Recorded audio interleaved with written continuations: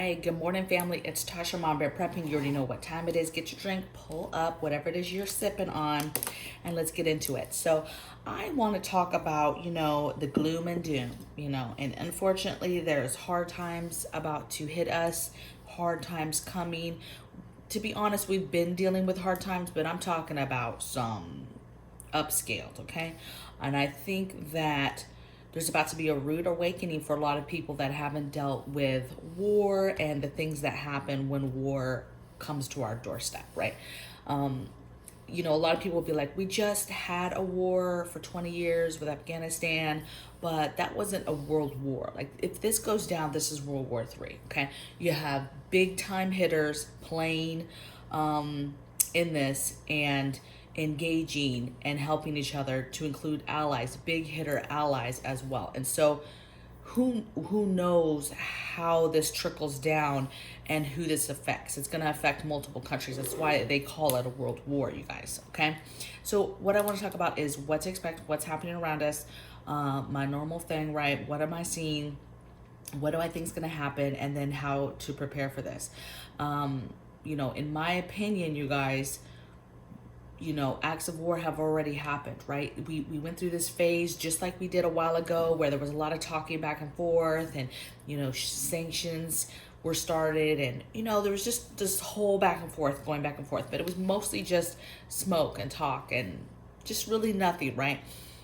The other side was saying a little bit harsher stuff, right, than we were, but that's pretty much what it was, right? And then the last time it just kind of poof ended, and it was like, I told you we were just training. Well, now it's a little bit more serious, you guys. And if you're not paying attention, to me, we have made major pushes for us to, one, send missiles and aid like we did the other day, and then now to announce yesterday that we have troops ready to go. And announced who those troops are, what type of troops those are. I mean, we basically said, hey, we're on the ready, right? And so that's a big deal to, some people be like, well, it's just talk still. We're just talking when we say we have troops on the ready. And that is talk. However, that's a big deal. And to tell the American people that we have troops getting ready to push out the door at any minute for this is a big deal, okay? What else is happening? Let's see. So what I think you can expect, because I'm actually getting a lot of emails now on what's going to happen. Do you think we're going to go to war? Do you think this is, coming soon, coming later? I don't know timelines, you guys, right? But I with confidence can tell you that we're going to go to war, okay? Conflict is coming in some sort of form. I don't know how long it lasts. I do not know in what way, but in my gut, conflict is coming our way, okay?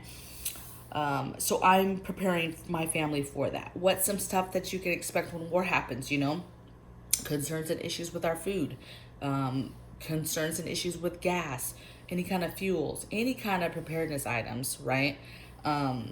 Concern of the grid, in the grid situation, and all the warnings that are being said about the grid situation right now. We are getting so many warnings about the grid situation and cyber attacks and EMPs and different things that the enemy could do to us, that it's crazy, right? There's always bread and circuses, but there's when you have this big buildup, there's always some truth in everything, okay? And so take that for what it is, but it's concerning, right? It's concerning that we're being warned in so many different ways too about preparing for grid down or EMPs or cyber attacks, okay? So you want to be doing that. Some other stuff I think we're going to start seeing, limitations. I think we're going to see rationing. But before that, you guys, expect panic buying on the extreme when something serious happens. When the first serious move is made from whatever side that is, expect a lot of people to panic. We talked about people yesterday and the different types of people, and people are going to panic, and they're going to rush to the stores. They're going to clean the shelves off. They're going to clean out the fuel, get the fuel. It's going to be crazy stuff again. You're going to see crazy stuff like people putting fuel in grocery bags and putting it in their trunks. I mean, crazy stuff, okay? That's going to happen if something significant happens as far as engagement to start this off, okay? You're going to see that. But then when things restore, if they restore, it's not going to restore to normal. It's going to restore to, okay, how do we limit the amount of stuff people are getting? How do we ration? How we're, the amount of food that people are getting, okay? During war times, rationing of gas was a thing. Rationing of food was a thing, okay? So those are the things that you can expect. And what's crazy is, though, is a lot of this country has not gone through any type of war. I haven't gone through that type of war ever. I've gone through the war we've been in for the last 20 years, right? This softer war, if you will. But I haven't been in a world war, right? And there's people, and I don't consider myself soft, but there's a lot of people that are just blinders on, and there's actually people out there probably that are don't even know what's going on right now, does not even know the buildup of what is going on right now, okay? And that's scary to see those people react once they realize something's going on, once they realize, oh, something serious is going on, okay? That's scary. So what can we do? I think the number one tip that you can do is talk to your loved ones that lived through World War times, right? That lived through Great Depression times. So that's your grandparents, that's your great grandparents. Talk to them. Talk to old war vets. Talk to, if they're still alive, Vietnam people, World War II people. Talk to people and just learn how they lived, the struggles that they dealt with. How did they live with less? How did they live with rations? How did they live through these different times, okay? And how did that affect their family and their survival? Like, that's knowledge, okay? So if I were you, you talk to those people. If you can't talk to those people, watch some YouTube. There's a ton of stuff on YouTube of these sorts of people that I'm talking about this stuff and how to engage with what's going on, okay? So talk to those people. The next thing I would say is continue to plan for rationing, right? We talk about rationing, we talk about rationing plans, we talk about even practicing rationing now. You have leadership in some states telling their people, please ration yourselves, please be mindful of other people, don't hoard, and to me, that's not a necessarily a bad message, right? It did spark some, oh wow, they're asking us to do this. But to me, any kind of leadership that gives you any kind of warning, kudos, right? Like, for them to tell their people, hey, maybe you should do that. Who knows what prompted them to do that? Who knows what piece of information they know that prompted them to do that? But listen to those warnings. Listen to that urgency when people tell you to do things, to stockpile and stuff. Hey, maybe it would behoove you to go do this or do that, okay? Listen to that, right? But you need to get your own game plan for rationing the current food situation that you have in your home, and then rationing and what that looks like later when you're forced to ration, when maybe you only get a certain box of items that you're allowed to get from the store and you're not allowed to get other stuff. And you may have money for that, but you're not allowed to because there's some sort of ration system in place. So getting ahead of that, stockpiling your own food so you don't have to really worry so much about being hindered about what you're able to make for your family and feed your family. But I'm not saying to go hoard and all this stuff, just continue to stockpile your food and then write out ration plans, write out a minimal food menu plan. I've had a few folks ask me, hey, what's some menu planning and stuff? Listen, make what you're making now, but just scale it back a little bit. Come up with 3 new Great Depression meals, right? Come up with some meals wherever you get those from, okay? Whether it's cookbooks, whether it's Pinterest, whether it's your friends, whether it's YouTube, TikTok. Man, I get some stuff off TikTok sometimes. So just get your meals together, write them down, formulate them so that you have your ration plan together and what that looks like for your family and the tricks to scaling down the amount of food you guys are taking in every day. I think preparing for grid down is number one thing you should be doing as well.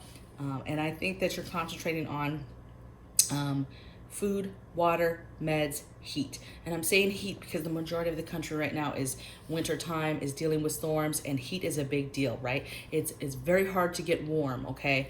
And there's only a few places in the country where it's so hot that you can't you're gonna die. Like, you can't handle that.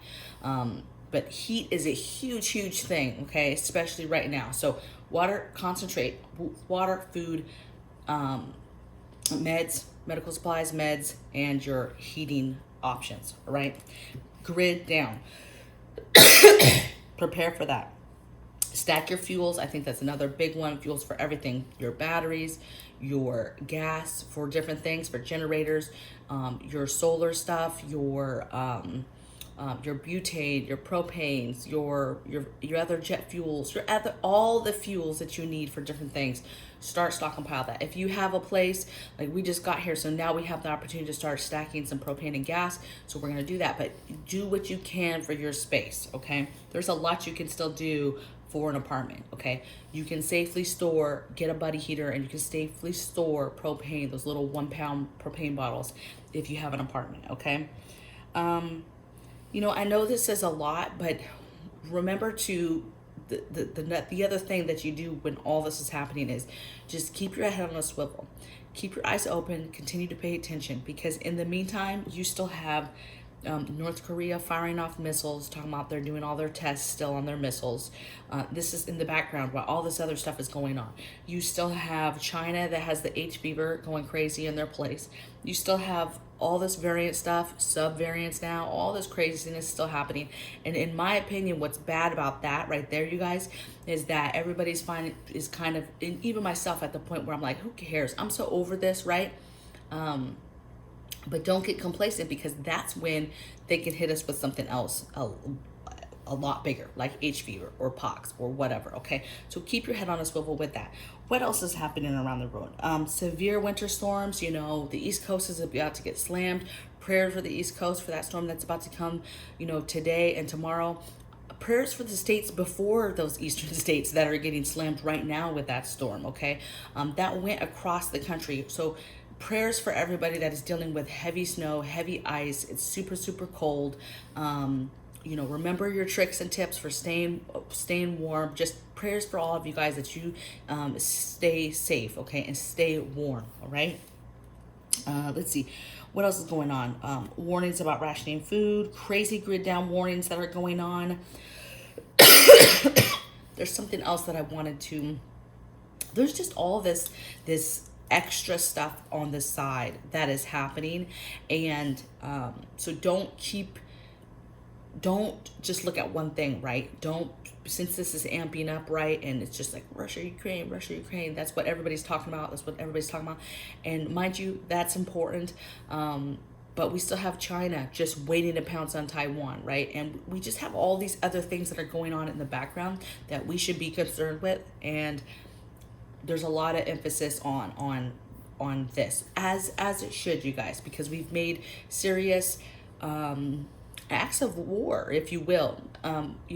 Ukraine is not in NATO, okay? And so for us to, stick our nose in that and say we're going to take a stand, and what's crazy is that we're going to take a stand in this situation, but we're not taking a stand at our own borders. That's another thing going on behind the scenes. All these people that are coming across the borders that we're literally, our leadership and government is putting them on planes and buses and trains and sending them all over the country.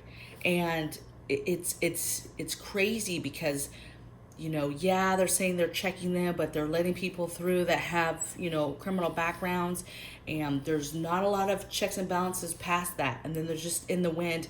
And that's crazy. And there's a lot of stuff in the background too that's happening to our country right now that nobody never talks about, okay? Like people starving, like people homelessness, like fentanyl is killing people left and right, like our crime situation right now is out of this, it's skyrocketing, okay? Babies getting killed in Chicago every single day. We just stopped talking about that, I guess. We just stopped talking about Chicago and how bad it is there. It's like the black sheep, nobody wants to talk about it, right? But that crime is everywhere right now, and nobody really wants to talk about these hard issues. So I say all that because continue to pay attention. Continue to get your house in order. Get ready. You get ready, okay? And then, but be keeping an eye on everything else that's happening, and don't get complacent with other areas and just focus on one thing. Okay, it can be overwhelming, but sit down, right? Just sit down, write some plans out, write some lists out. You don't have to just scramble and just be like, I'm going to the store, and you have no plan of what you're getting or what you're buying. No, sit down, make a budget, figure out how much money you have, figure out what kind of things you want to get. What are you going to get? Okay, it's time to go to the store. What stores have sales? What stores have bulk items of these cheaper Great Depression type foods that I can buy right now? Okay, just continue to do the things. Okay. Blessings from my bear cave to your guys. Again, folks that are going through that nor'easter storm now and over the weekend, just prayers to you. Stay safe, stay warm, and I'll see you guys tomorrow on the next video. Take care. Bye.